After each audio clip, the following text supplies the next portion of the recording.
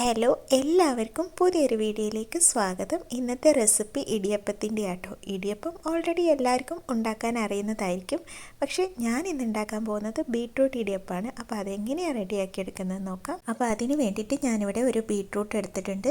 ഒരു ബീട്രൂട്ട് മതിയാവും കേട്ടോ, കൂടുതൽ ചേർക്കേണ്ട ആവശ്യമില്ല. പിന്നെ എടുക്കുമ്പോൾ ഇതുപോലെ നല്ല കളറുള്ള ബീട്രൂട്ട് എടുക്കുക, എങ്കിലാണ് നമ്മുടെ ഇടിയപ്പത്തിന് നല്ല കളർ കിട്ടത്തുള്ളൂ. ഇനി നമ്മൾ കട്ട് ചെയ്ത ബീട്രൂട്ടൊക്കെ മിക്സിയുടെ ചെറിയ ജാറിലേക്ക് ഇട്ട് കൊടുക്കാം.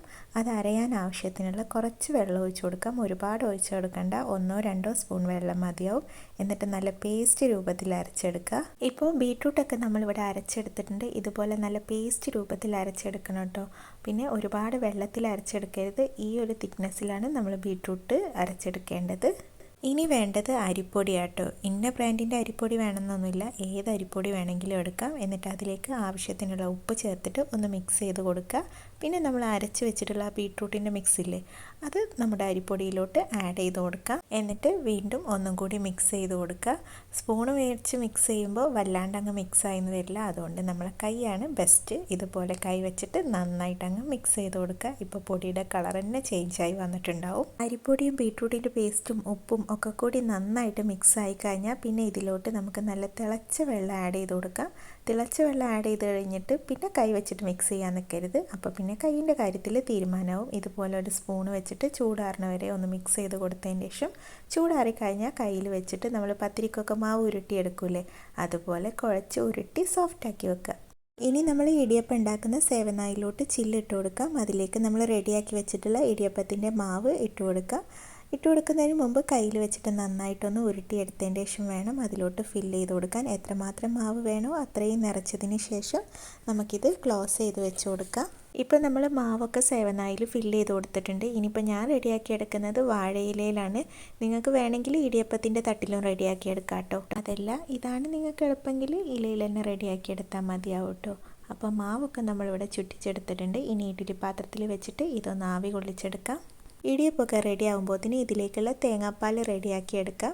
തേങ്ങാപ്പാൽ ഉണ്ടാക്കാൻ എല്ലാവർക്കും അറിയുന്നതായിരിക്കും, എന്നാലും അറിയാത്തവർക്കും പിന്നെ എങ്ങനെ തിക്കായിട്ടുള്ള തേങ്ങാപ്പാൽ റെഡിയാക്കി എടുക്കുക എന്നുള്ളതും കൂടിയാണ് കാണിക്കുന്നത്. ഞാനിപ്പോൾ അരമുറി തേങ്ങയിലോട്ട് 1/4 കപ്പ് വെള്ളം ചേർത്തിട്ടാണ് അരച്ചെടുക്കുന്നത്. എന്ന് വെച്ചാൽ മുങ്ങിക്കിടക്കാൻ പാകത്തിന് വെള്ളം ഒഴിക്കേണ്ട, തേങ്ങയേക്കാളും കുറച്ച് വെള്ളം ഒഴിച്ചിട്ട് വേണം നമ്മളിത് നന്നായിട്ട് അരച്ചെടുത്തിട്ട് ഒരു അരിപ്പയിലോട്ട് ഒഴിച്ചു കൊടുക്കാം. എന്നിട്ട് മുകളിലൂടെ കുറച്ചും കൂടി വെള്ളം ഒഴിച്ചിട്ട് നന്നായിട്ട് തേങ്ങാപ്പാൽ പിഴിഞ്ഞെടുക്കുക. ഇത്രയേ ഉള്ളൂ. നല്ല തിക്കായിട്ടുള്ള തേങ്ങാപ്പാൽ ഇവിടെ റെഡി ആയിട്ടുണ്ട്. ഈ ആവശ്യത്തിനുള്ള പഞ്ചസാരയും ഒരു പിഞ്ച് ഉപ്പും കൂടി ചേർത്തിട്ട് മിക്സ് ചെയ്ത് കഴിഞ്ഞാൽ തേങ്ങാപ്പാലൊക്കെ ഇവിടെ റെഡി ആയിട്ടുണ്ട്. ഇനി ഷുഗർ പേഷ്യൻ്റ് ആണെങ്കിൽ ഈ മധുരം ഇടുന്ന സ്റ്റെപ്പ് അങ്ങ് സ്കിപ്പ് ചെയ്യാം കേട്ടോ, ഉപ്പ് ഇടണ്ട. അപ്പോൾ തേങ്ങാപ്പാലൊക്കെ റെഡിയായി വന്നപ്പോഴത്തേന് നമ്മുടെ ഇടിയപ്പവും ഇവിടെ ആവിയൊക്കെ വന്നിട്ട് സെറ്റായി വന്നിട്ടുണ്ട്.